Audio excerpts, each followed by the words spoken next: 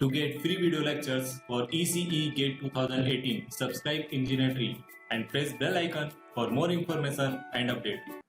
Hello everyone and welcome to engineer tree. मैं हूं सत्य विजय तिवारी।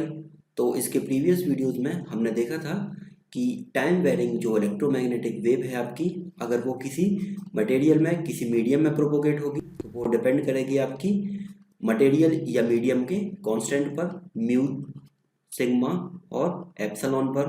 इसके अलावा हमने देखा था उससे रिलेटेड कुछ पैरामीटर्स, जैसे कि गामा क्या होता है, अल्फा क्या होता है, बीटा क्या होता है और इंट्रिंसिक वेव इम्पीडेंस ईटा क्या होता है। और इनसे रिलेटेड कुछ इंपॉर्टेंट फॉर्मूले जो थे वो हमने देखे थे। अब इस वीडियो में हम आगे इसको कंटिन्यू करते हैं। सबसे पहले हम बात करते हैं electromagnetic wave in free space. जब आपकी इलेक्ट्रोमैग्नेटिक जो वेव होगी, अगर वो फ्री स्पेस में आपकी ट्रांसमिट होगी, तब उसमें कौन कौन सी चीज़ें या कौन कौन से पैरामीटर उसके चेंज होंगे। तो सबसे पहले हम देखते हैं प्रोपोगेशन कांस्टेंट, जो कि था आपका गामा। गामा का जो फॉर्मूला था, गामा का फॉर्मूला क्या था, J omega mu into sigma plus J omega epsilon.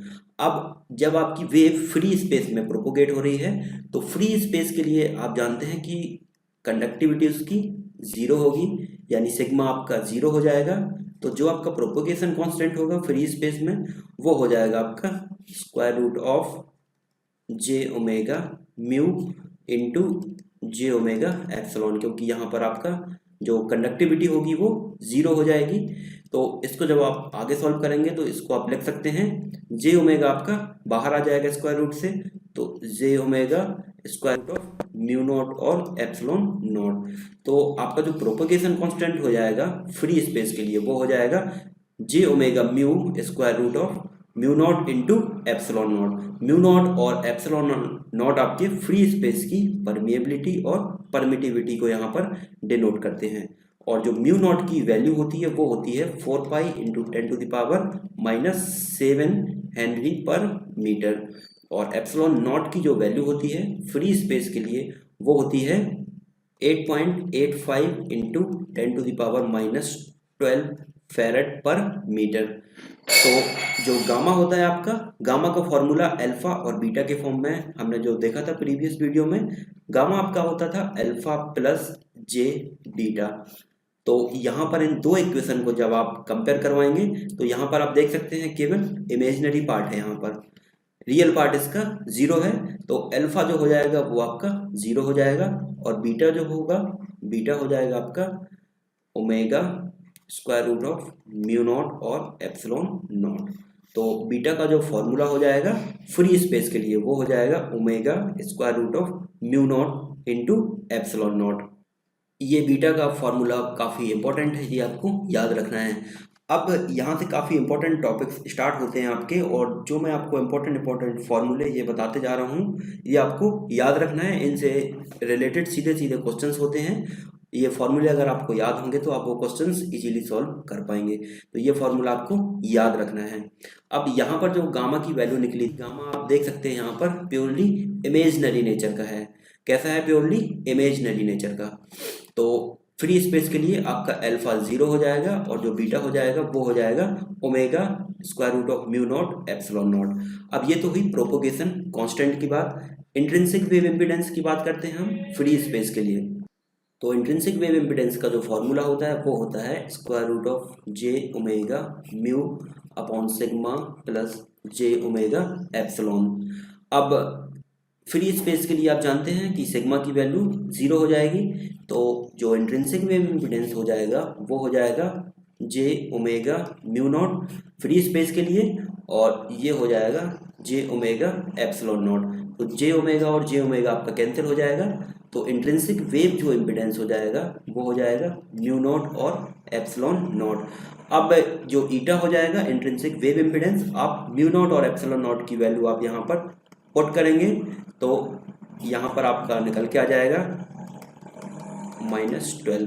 तो ईटा की जो वैल्यू निकल के आ जाएगी वो आ जाएगी, इसको सॉल्व करेंगे तो 120 पाई, या इसको आप लिख सकते हैं 377 ओम, क्योंकि ईटा जो होता है वो आपका इम्पिडेंस होता है। तो ईटा की वैल्यू जो होगी फ्री स्पेस के लिए वो हो जाएगी 120 पाई, या 377 ओम।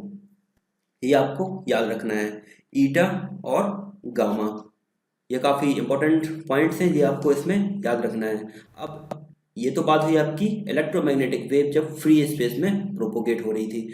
अब इसके आगे हम देखते हैं जब इलेक्ट्रोमैग्नेटिक वेव आपकी आइडियल या लॉसलेस या परफेक्ट मीडियम में जब प्रोपोगेट होगी तब उसमें कौन कौन सी पैरामीटर आपके चेंज होंगे। तो इसके पहले कि हम बात करें इलेक्ट्रोमैग्नेटिक वेव आपकी आइडियल, लॉसलेस या परफेक्ट मीडियम के लिए, हम यहाँ पर एक चीज़ और डिस्कस कर लेते हैं जो कि आपकी फेज वेलोसिटी होती है।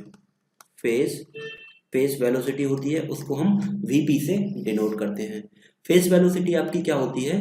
Distance travelled by an phase in per unit time. ये मान के चलिए आपकी वेव इस तरीके से प्रोपोगेट हो रही है, ये आपका टाइम है।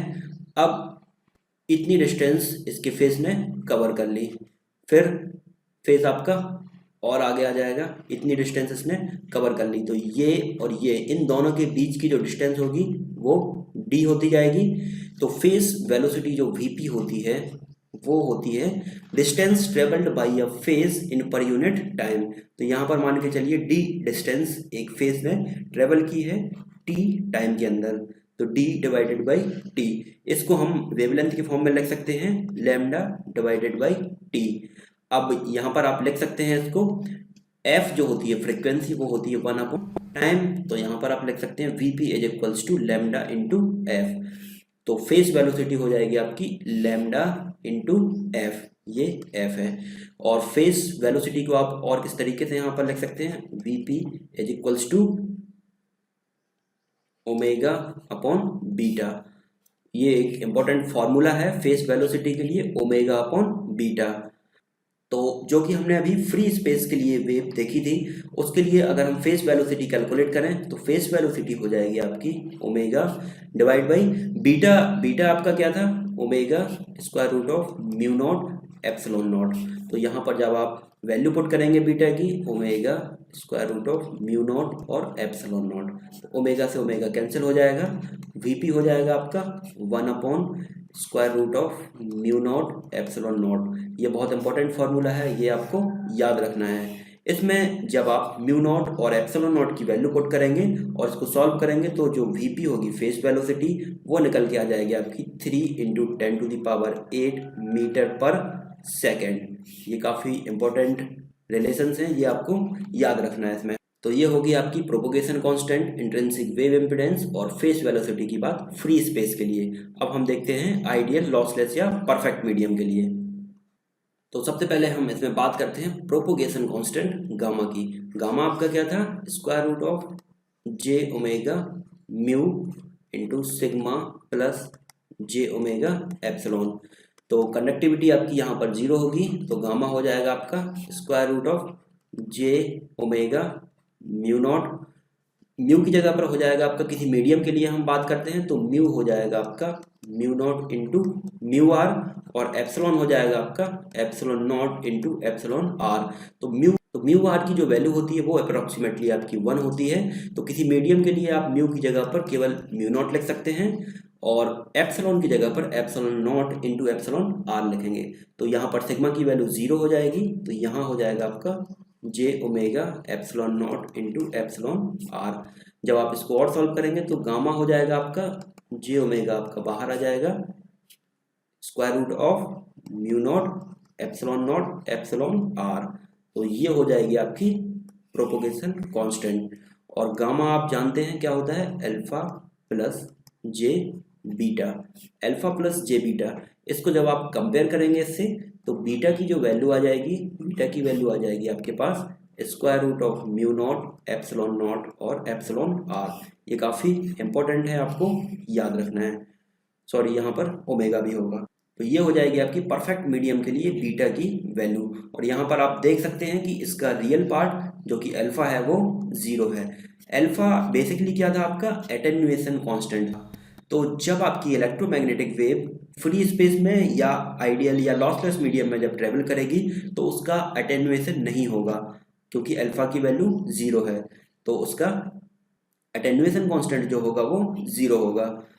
ये हुई आपकी गामा की बात। अब इंट्रिंसिक वेव इम्पिडेंस ईटा की बात हम करते हैं। ईटा जो था आपका वो था square root of J omega mu upon sigma plus J omega epsilon. तो ये वैल्यू जब आपकी 0 हो जाएगी तो यहाँ पर ईटा जो हो जाएगा वो हो जाएगा आपका जे ओमेगा से जे ओमेगा कैंसिल हो जाएगा, square root of mu naught divided by epsilon naught epsilon R. तो इसको जब आप सॉल्व करेंगे तो इसको सॉल्व आप ऐसे कर सकते हैं। जो फ्री स्पेस के लिए हमने देखा था, फ्री स्पेस के लिए जो आपका ईटा था वो था square root of mu naught into divided by epsilon naught, और इसकी जो वैल्यू थी वो आ रही थी 120 पाई।